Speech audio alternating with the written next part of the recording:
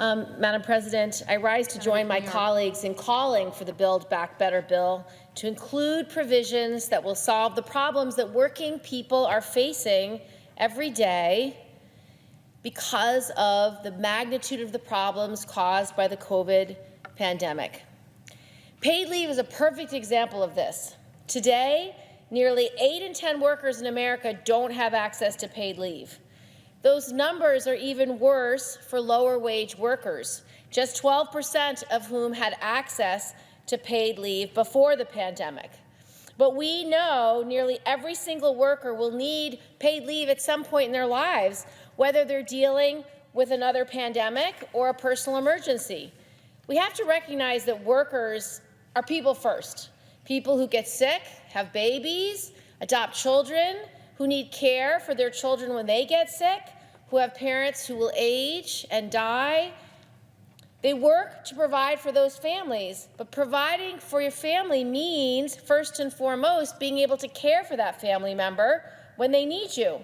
Without paid leave, most people can't.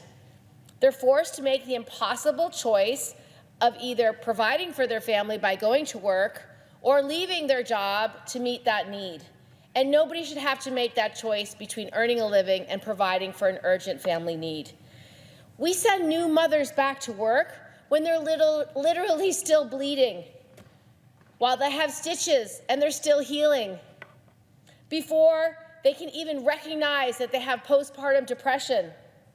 We force them to leave their infants when they're just days old. They can't nurse their infant. They can't bring them to work with them. They can't bond with them. They can't even put them in a childcare or a daycare center because most require an infant to be at least 6 weeks old. Right now, many women get less time with their babies than dogs get before they are separated from their puppies. That is how we're valuing women workers right now, less than we value dogs. This issue extends far beyond new moms. New dads should also be able to have time with their new children. Parents with sick children should be able to care for them without fear of losing their job. And workers who need to move a parent to a memory care facility or take them to chemotherapy or take them to doctor's appointments or nurse them when they're in very urgent care needs. Those are choices that families are making every day. In this era of COVID, it's happening far more often. You shouldn't have to risk your job or your professional future to meet those urgent needs. Without paid leave, far too many workers have to make that very choice and either risk losing their job and having to quit or not meeting that family need. It's inhumane. Not having a paid leave program also leaves us vulnerable to future health crises.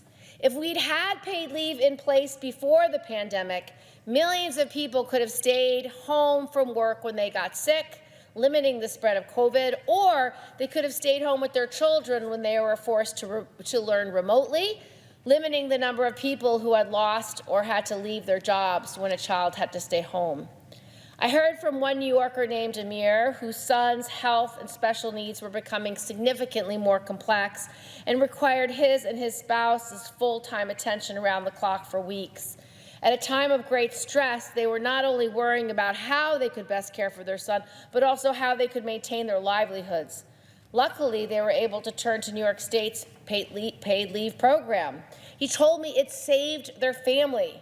They were able to focus on being good parents without harming their ability to earn a living and be good professionals. Your ability to access that kind of support should not be dependent on where you live. But right now, just 9 states and D.C. have enacted paid leave legislation, leaving far too many Americans vulnerable. The numbers prove that paid leave keeps people employed, providing stability to their families and the companies they work for. A study in the Journal of Population Economics found that women who take paid leave are 40% more likely to return to work after having a new child than those that don't take it. And in general, workers who can take paid leave return to their job up to 97% of the time. That makes paid leave a good business investment, It helps ensure that the time and money companies invest into an employee doesn't walk out the door when the employee gets sick. Furthermore, when paid leave was implemented in California, 9 out of 10 employers said that either did not change or it improved their profitability, employee productivity, and morale, and many said it decreased turnover. Major corporations already know that offering paid leave helps them attract and retain the best talent. By making this program universal, we can level the playing field and allow small businesses to compete with them and hire the best of the best. In fact, the same survey of California employers found that small businesses were actually more likely to report seeing no change or an improvement in their productivity and profitability when paid leave was implemented. So, it is not surprising to see that 70% of small business owners and operators support the creation of a national paid leave program. 70% of small business owners. State programs have also shown us that the programs are not targets for fraud. In California, 91% of employers said that they were unaware of any instances where their employees abused the state's paid leave program. And in a study of New Jersey employers, none were aware of any instances of employees abusing the state's paid leave program. Creating a national paid leave program makes economic sense. Every year that we go without paid leave costs American workers and their families $22.6 billion in lost wages. That's $22.6 billion that could be going back into the economy, helping families get groceries, pay bills, buy homes, start families, live their lives. And it's estimated that the mass exodus of women from the workforce during COVID could have long-term costs as high as $64.5 billion in lost wages and economic activity every single year. We can stem those losses now if we take action. I would also like to note for those who are worried about the price tag of this bill that paid leave was included in the House version of the bill, which CBO found essentially pays for itself. There is a reason every industrialized nation in the world has this kind of system. It has paid leave because it works. Most of them offer far more leave than this bill would, and their economies are proof that it's net positive. We cannot be a global economic leader when we are not even in the game. Beyond all of that, this is what the American people, the people who send us here, actually want.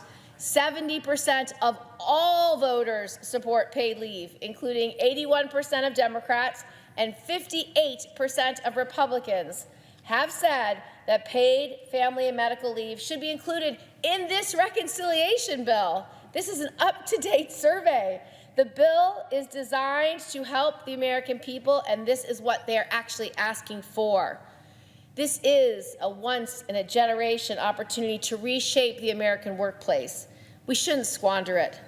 To my colleagues who would say we should not proceed on paid leave until we can do so in a bipartisan manner, I say that the American people cannot afford to wait for us to have the same conversation for another year that leads us to the same result. Offers of a plan that is not universal and not mandatory. A voluntary plan is not what the American people want or need. They need a plan that covers all workers for all life events. There is a good bipartisan work that can be done, and I will do that. But I believe this is a moment in time if we want to have a universal plan that can cover low-wage and medium-wage workers in small states, in rural states, in states that don't have their own paid leave plan. This is that one chance in a generation. It is now in this reconciliation bill. We should not miss this chance. We should include a national paid leave plan.